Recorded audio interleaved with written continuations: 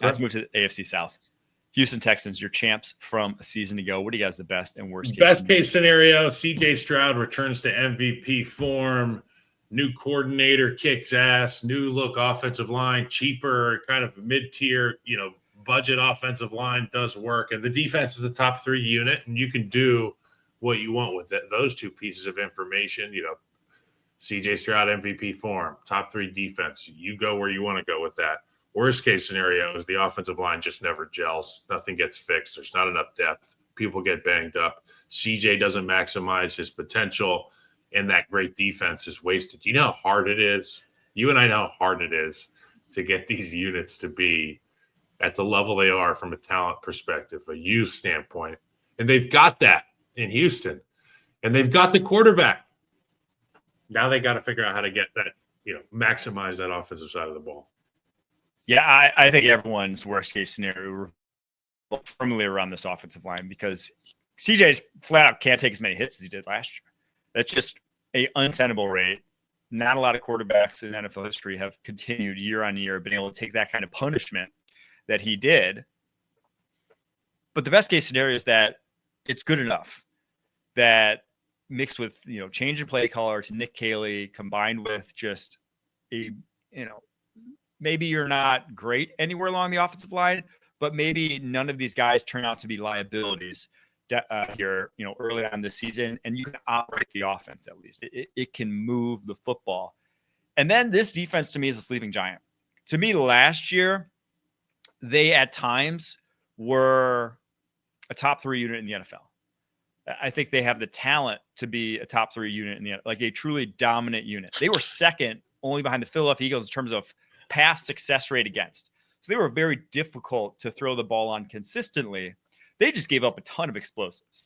They gave up far more, their explosive rate was so high for a defense with as much talent as they have. Some of that's because you have some youngsters there.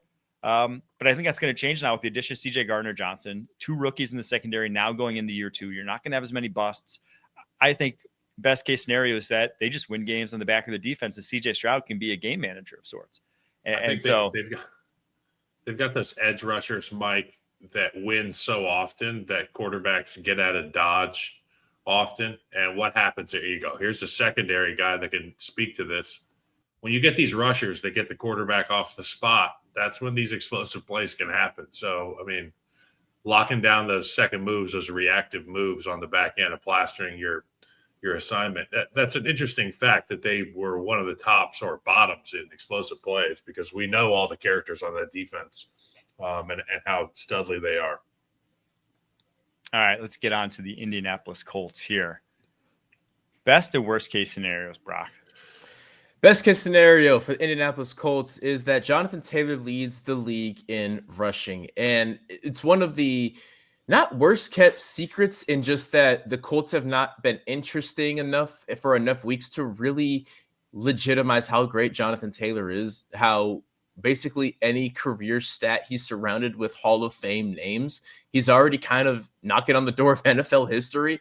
And if he can lead the league in rushing, he takes so much pressure off of the quarterback situation, which leads to the worst case scenario. Neither quarterback cures their plague. Anthony Richardson, it's a question of maturity. It's a question of health. It's a question of accuracy. Those 3 things have plagued him his entire short career. And as far as Daniel Jones' career, it's the turnovers. You have to hang on to the football. If neither of them can fix their issues, it doesn't matter who's playing quarterback.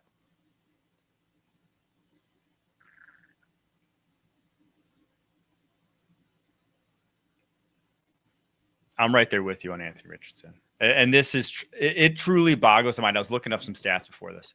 It boggles my mind how much worse he was than the rest of the league when it came to an accuracy perspective. So the difference between him and the second least accurate quarterback in terms of adjusted completion percentage, PFF stat, that basically takes out like non-plays that shouldn't go into completion percentage. The difference between him and second worst was Spencer Rattler. The difference between him and second worst was like the difference between Spencer Rattler and Jaden Daniels. That is how much worse he was than everyone else in the NFL. And it's insane to think about that. Just like if he was as accurate as Spencer Rattler, if he made that leap at all, to just not untenably horrible. He's so gifted in so many other ways that this offense can move. This offense can move the football, but he misses so many throws that it's going to be, we're going to talk about it forever because he's still so young. He's still so inexperienced that with his tools, everyone's going to be trying to give him a second, third, fourth, fifth, sixth chance because of what the ceiling could be. But I do think this is it. It's all there. It's all there for the Indianapolis Colts. This is a good roster. This is a good offense. If you're a quarterback in this offense, there is no excuse for you not to put up big numbers. So obviously the worst case scenario is just that if neither quarterback puts up big numbers and you go limp to, being another 8-9 season. And that puts you just in a mid-teens pick and you do it all over again next year, unfortunately. I'm really pissed because I was muted and I was singing that song. The guy who says, "This is our Colts. This is our team. We love you for the shoe." I was wondering what was going on. Yeah, beat the Texans. Okay. In all seriousness, best case scenario for the Indianapolis Colts is that we do not see Daniel Jones take a snap for the Indianapolis Colts, because that tells me two things. Yes. It tells me that Anthony Richardson's healthy enough to be on the field and his oxygen level, his VO2 max is increased. And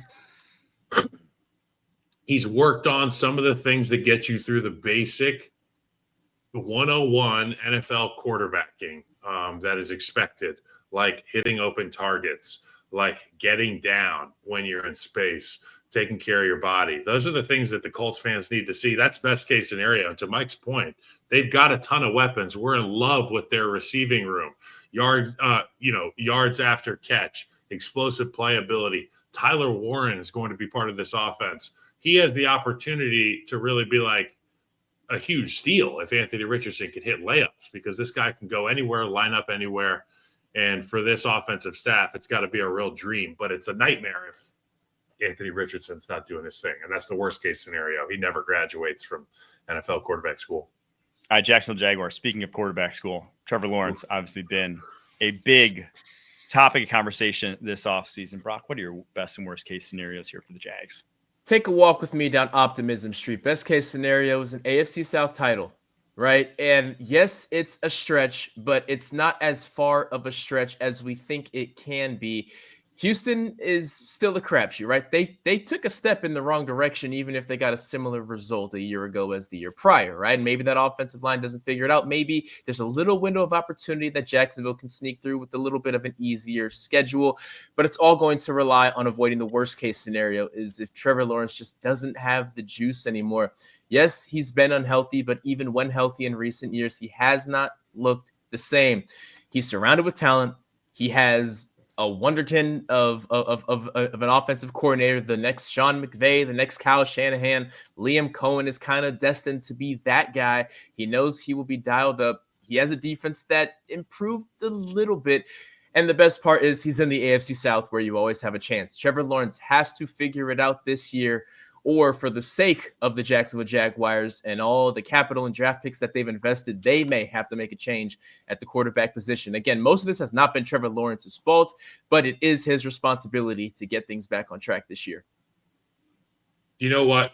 I really love this guy, Liam Cohen. And obviously I love points. But the thing that I love about Liam Cohen, and I talked about this on the show yesterday with Renner, he was able to look at what that offensive line did well in Tampa Bay and tailor the run plan to what works for them.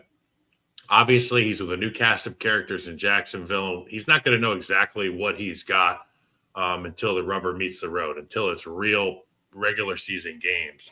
The talent's there from a receiver standpoint. We've seen Trevor Lawrence be able to make throws before. The X factor for this offense is going to be the offensive line and their ability to make plays, establish the run. I think worst case scenario is you get diminishing returns by trying to do too much with Travis Hunter. And you can really, he's an avocado. And what do we know about avocados? Okay. You cut open the avocado. It's the most beautiful, tasty thing ever, but it can go bad quickly with an avocado. They get nasty looking quickly.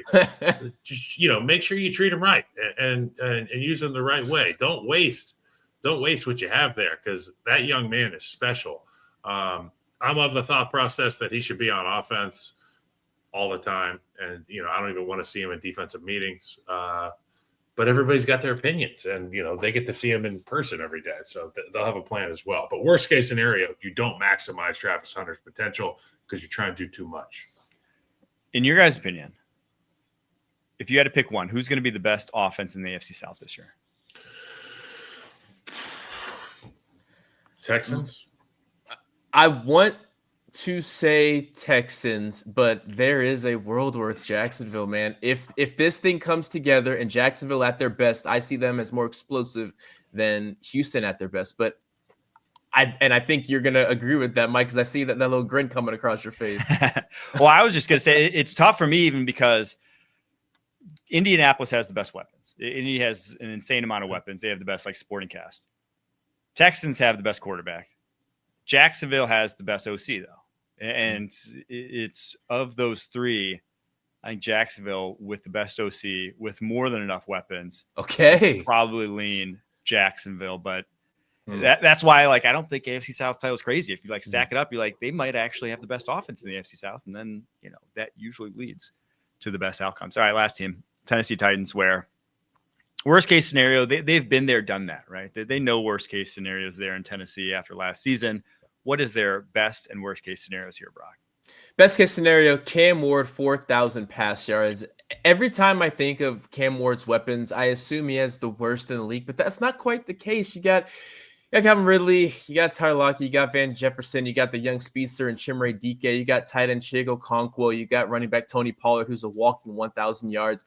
That's enough to open some things up, and Cam Ward, with his accuracy and his arm strength, let it fly. 4,000 pass yards. Is it going to win the AFC South? Is it going to get them to a playoff game? No, I don't think either of those things are within reach, but it is everyone saying, okay, the least talked about number 1 overall pick can now be talked about in a much better light. Worst case scenario, most boring team in the league. And I choose that word boring very specifically because you have the number 1 overall pick, because you have a dominant defense that just will always be dominant, quite honestly. But if nobody cares, that's an issue. If nobody's talking about them, if no one's taking them seriously, that's the issue. So it's not just, losing every game, which obviously could be the worst. It's being boring. I want Cam Ward to have some kind of spotlight going into his second and third years. You can't be boring in your rookie year. Yeah, I just love everything that I've seen from Cam Ward. And we watched him at Miami, living down here in South Florida. He was on all the time, every weekend, every barbershop, every bar. It was the Hurricanes. It was this guy just casually just standing in the pocket, looking like he's taking a nap, flinging that thing all over. And then you hear him talk at Titans training camp. And I kind of lean forward in my chair a little bit, as a player. I love what he's talking about. I love his messaging. I can only imagine being inside those walls, having that young quarterback there, that, unappreciated, not shiny number 1 pick. And he shows up and he slings that thing around. He has that attitude. Guys rally around that. And when you've got a chance at the quarterback position, you've got talent, you don't waste it. They may be the most boring team in the league, but I'm glad you pointed out, worst case scenario, they may be the most boring team in the league. They've got a good defense. They've got a quarterback who can throw it. They've got a couple of weapons, albeit not A-list superstars. They've got dudes. So anything's possible with a quarterback. That's my best case scenario. You find out this year that Cam Ward is your guy for the next 15 years. I didn't really have a worst case scenario. I just think it's more of the same from this team. I guess that's my most boring answer. I'm right there with you. I love your answer for worst case scenario, Brock, about being the most boring team in the league, because like you said, Kyle, if there's anything about Cam Ward, it's that he is not boring. That guy does not play boring football. So if they made him boring, if this lack of supporting cast, a mediocre supporting cast, this new look offensive line doesn't gel, if it turns into boring football, something has gone horribly, horribly wrong. And that's why my best case scenario is just that Cam's got time to be Cam. Last year, Will Levis, 37% pressure rate on 2.74 average time to throw. That's a pretty quick time to throw to be pressured at almost the same rate as CJ Stroud was. And he was, CJ Stroud was over 3 second time to throw. He held the ball a little bit more. That offense was a little bit more deep dropbacks. They just could not pass protect a year ago. Now, obviously, we know they completely overhauled it. Dan Moore Jr., Kevin Zeitler, additions to that offensive line, J.C. Latham back to his normal right tackle position. Bill Callahan as your offensive line coach. Like, it should be a lot better, but I don't think there's no best case scenario where I see this team making the playoffs. The best case scenario is Cam Ward just like, it looks like a guy. Because I remember texting my buddy right after Titans got the 1 seed. Buddy lives in Nashville. I was like, congrats on getting Cam. Even back then when it was like people were debating, is it Cam? Is it Shador? I was like, they're getting Cam. This is the guy. He just like, congrats on getting him, because at minimum, I can't see this guy failing at the NFL level. He is too driven. He is too talented. It might not be elite quarterback play, but this is your franchise quarterback. I cannot see him not being that at the NFL level. Brock, I got a 10-second Bill Callahan story. Okay. Took a visit to the Cowboys. It was Bill Callahan and Frank Pollock were the O-line and assistant O-line coaches. Sat me down in the room, just us three. On the whiteboard, Bill Callahan draws an O-lineman, he draws a D-lineman, he draws a linebacker in a stack. And he's like, this guy goes here, what do you do? I'm like, I block him. And then he like draws both of the guys coming. And he asked me who I was going to block. I looked at him and he goes, get out of my office. You can't play for me.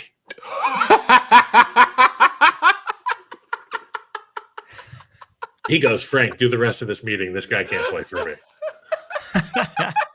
Hey, take all the Gatorades you want. We'll get you Take a some sandwich. Take some Your Uber's pictures. on the way. Oh my gosh. Hey, Tyron Smith's here. Go meet him. Take a photo. Dude, that's incredible. Oh my God, I love that. Yeah. When was that? And you know me, I was like, did I do something wrong? Yes, you did. When do I get to hit people? Oh, thank you for sharing that. That made my day. Well, hopefully this Titans offensive line knows what to do in that scenario.